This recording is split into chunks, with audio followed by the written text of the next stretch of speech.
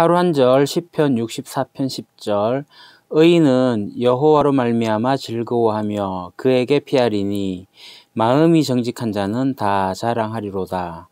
의인은 야훼에게서 즐거움을 얻고 그 품 안에 달려들어 기뻐하리니 마음 바른 모든 사람 그를 자랑하리라. 의인은 주께서 하신 일을 생각하면서 기뻐하고 주께로 피할 것이니 마음이 정직한 사람은 모두 주님을 찬양할 것이다. Let the righteous rejoice in the Lord and take refuge in him. Let all the upright in heart praise him. The righteous man will be glad in the Lord and will take refuge in him, and all the upright in heart will glory. Let 사역동사죠. 더 의로운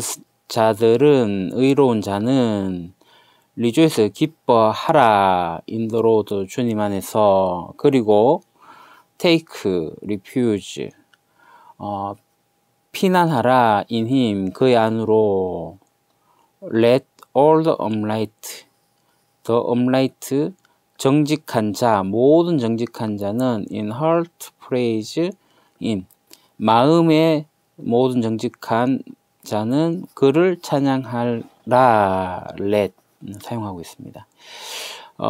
The righteous man 의로운 사람은 will be glad 기뻐할 것이다 in the Lord 주님 안에서. 그리고 will take refuge 피난할 것이다 그 안에서. and all the upright 모든 정직한 자는 마음의 모두 정직한 자는 will glory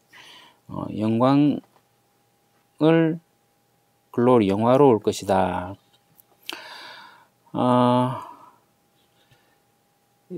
이 본문에 보게 되면 동사가 3개가 나와요. 즐거워하다, 피하다, 자랑하다. 이게 이제 원문에 보게 되면 미완료로 사용이 되어져 있습니다. 그래서 이제 번역을 미래로 번역을 합니다. will, 그 NASB에서는 will 해서 미래형으로 사용하고 있고요. 그 NIV에서는 let, take, let 하면서 명령형 형태로 번역을 하고 있습니다. 앞서 그 7절, 8절, 9절 이 내용이 모두 미래적 상황을 나타내고 있는 것이라서 이 미래로 보는 것이 맞는 것 같습니다. 그렇다고 해서 이 명령하는 것이 틀리게 번역한 것은 아닙니다. 본문에 의인은 여호와로 말미암아 즐거워한다. 이 여호와로 말미암는다. 그러니까 여호와 하나님께서 행하시는 일을 기뻐하고 즐거워하는 거예요. 이 10절 앞에 내용과 관련해 보면 의인들이 있습니다. 그리고 악인들이 있어요. 이 악인들이 이 의인을 핍박하는 거죠. 핍박하고 또 정의를 짓밟죠. 이 악인들이. 그런 것을 즐겨해요. 악인들은. 근데 의인들은 이런 악인을 심판하시는 하나님께서 심판하시고 이 악인들의 손에서 의인들을 구원하시고 그리고 최후 승리를 주시는 이 여호와로 말미암아 즐거워하는 거예요. 그래서 시인 이 다윗은 의인은 하나님께로 피하는 삶을 살아야 한다라고 권면하고 있습니다. 명령하고 있는 거죠. take. 그럼 왜 하나님께로 피해야 할까요? 여러 가지의 이 대적들의 위협이 있을 때, 그래서 혼자서 감당할 수 없을 때, 모진 삶의 어려움들이 닥칠 때, 그 의인들이 마땅히 취해야 할 바는 바로 하나님께로 피하는 것입니다. 그래서 성경에서 하나님께 여호와께 피한다는 것은 하나님의 도움을 구하고 그래서 이 악한 자들로부터 건지시고 구원하는 것을 구한다. 그런 소극적인 것도 있긴 하지만 전적으로 하나님을 믿고 악인들의 죄악된 행실을 본받거나 또는 이런 핍박에 절망하지 아니하고 끝까지 인내하고 의를 지키며 하나님으로부터 위로의 음성을 들으면서 하나님께 순종하는 그러한 적극적인 측면이 여호와께로 피한다 입니다. 마음이 정직한 자는 다 자랑하리로다. 정직함은 이 의인의 삶에 있어서 매우 필요한 덕목입니다. 가장 중요한 덕목이죠. 또한 이 의인의 삶이 여호와로 인하여서 즐거워하며 여호와께 피하는 것이라면 거기에는 여호와를 자랑하는 것도 이것은 찬양하는 것인데 빠질 수가 없습니다. 자랑하다, 밝고 즐거운 마음으로 노래를 부르다, 찬양을 드리다, 그러한 뜻입니다. 그러니까 이 시편 64편 10절의 본문은 마음이 정직한 자들, 그 의인들이죠. 의인들이 어떠한 환경 속에서도 이 하나님의 사랑과 은혜를 확신하면서 하나님을 노래하고 하나님을 찬양해야 된다라는 그러한 권면을 가지고 있습니다. 지금 하나님을 다윗이 여호와로 부르고 있는 것은 조금 특별합니다. 앞서 1절이나 7절이나 9절에 보면 하나님을 엘로힘으로 부르고 있는데요. 10절에서 하나님을 여호와라고 부르고 있는 거예요. 그 엘로힘도 여호와도 하나님의 이름입니다.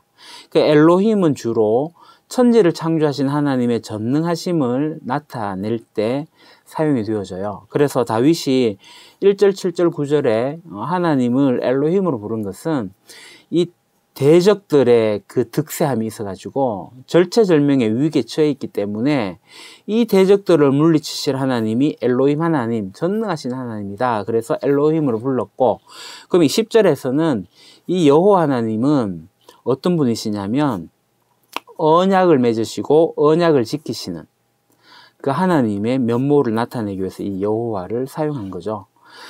지금 다윗이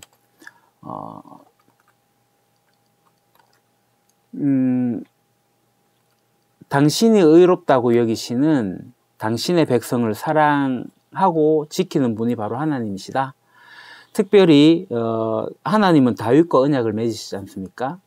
다윗과 그의 후손들의 왕위를 보호하시겠다고 약속하신 하나님의 그 언약을 확신한 결과 사용하는 하나님의 이름 여호와입니다. 이 시편 64편은 잔인한 대적들로 인해 가지고 큰 위기에 처한 다윗이 자신의 마음을 사로잡고 있는 근심과 두려움 이런 것들을 토로하고 이 악인들의 흉계를 고발하면서 이들에게 임할 심판에 대해서 집중적으로 묘사하고 있어요. 따라서 이 시편 64편은 시를 나누게 될 때 이제 비탄시라고 분류를 합니다. 저주시의 성격도 가지고 있어요. 그러나 이는 궁지에 몰린 자가 내뱉는 어떤 탄식이나 억울함의 토로가 아니에요. 이 시편 64편은 다윗이 이 대적을 강하게 비난하고 있는데 이 대적들이 하나님의 전능하심과 하나님의 공의로우심을 무시하는 자들인 거예요. 그러니까 이 악인들이 다윗의 대적이기 이전에 하나님과의 원수이기 때문이에요. 그리고 본시에서 다윗은 하나님이 공의의 심판자다. 그것을 굳게 신뢰하고 있습니다. 그래서 하나님의 이 공의의 심판이 현실로 나타나게 될 거다. 그것을 믿고 있는 거예요. 그래서 절체절명의 위기에 빠져 있는 스스로를 격려하고 있는 거죠. 사랑하는 형제자매 여러분, 다윗이 고난과 질곡의 골짜기에서 좌절하지 않을 수 있었던 것은 바로 하나님에 대한 신뢰가 있었기 때문입니다. 오늘날도 사탄이 공중권세 잡은 자가 왕노릇하고 있어요. 이 세상에서 우리 역시 다윗처럼 온갖 공격을 받고 있습니다. 무차별적으로 난사하는 어려운 현실을 살아가고 있어요. 그러나 이러한 상황에서도 우리는 하나님을 철저하게 의지하고 하나님께로 피하는 믿음을 가지고 있어야 됩니다. 피하는 믿음. 그리고 반드시 이 대적들이, 사탄을 비롯한 대적들이 우리를 향하여 쏘는 그 화살을 하나님께서 다시 되쏘아서 이 대적들을 물리치신다는 것. 하나님께서 이 대적들을 멸망시킨다는 것을 우리가 신뢰해야 됩니다. 그러한 확신이 우리에게 있어야 돼요. 그러한 확신 가운데 있게 될 때 우리는 좌절하지 않을 수가 있죠. 승리하는 삶을 살 수가 있습니다. 사랑하는 형제자매 여러분, 이 시편 64편을 보게 되면 이 악한 자들이, 악인들이 독한 말을 해요. 정말 화살로 쏜다고 표현을 하고 있는데요. 다른 사람에게 정말 해악을 끼치게 돼요. 독한 말은. 다른 사람을 저주하는 말, 또 비난하는 말, 또 모략하는 말, 수군수군대고 소위 말하는 뒷담화하고, 그것 때문에 사람들이 수많은 상처를 입게 돼요. 근데 중요한 사실은 이 독한 말은 다른 사람들에게 큰 상처를 주는 게 사실이지만 궁극적으로는 이게 비수가 되어서 자기에게 돌아와요. 오히려 자기를 찌르게 돼요. 자기 자신이 치명적인 상처를 받게 된다는 겁니다. 우리는 이러한 예를 정치인들을 통해 가지고, 모든 정치인들은 아니지만 정치인들, 몰지각한 정치인들이 다른 사람들을 비방하잖아요. 모함하는 말을 해요. 그런 것들이 거짓으로 드러나면 그 사람의 정치 생명이 끝나는 것을 우리가 보지 않습니까? 그렇기 때문에 여러분은 다른 사람들을 해할 목적으로 독한 말을 쏟아내지 마십시오. 자신이 쏟아내는 이 독한 말이 곧 자기를 파멸에 이르게 된다는 사실을 명심하여서 절대로 이 독한 말, 저주하는 말, 배신하는 말, 모략하는 말, 소위 뒷담화, 이런 것들, 악한 말을 하지 마시기 바랍니다.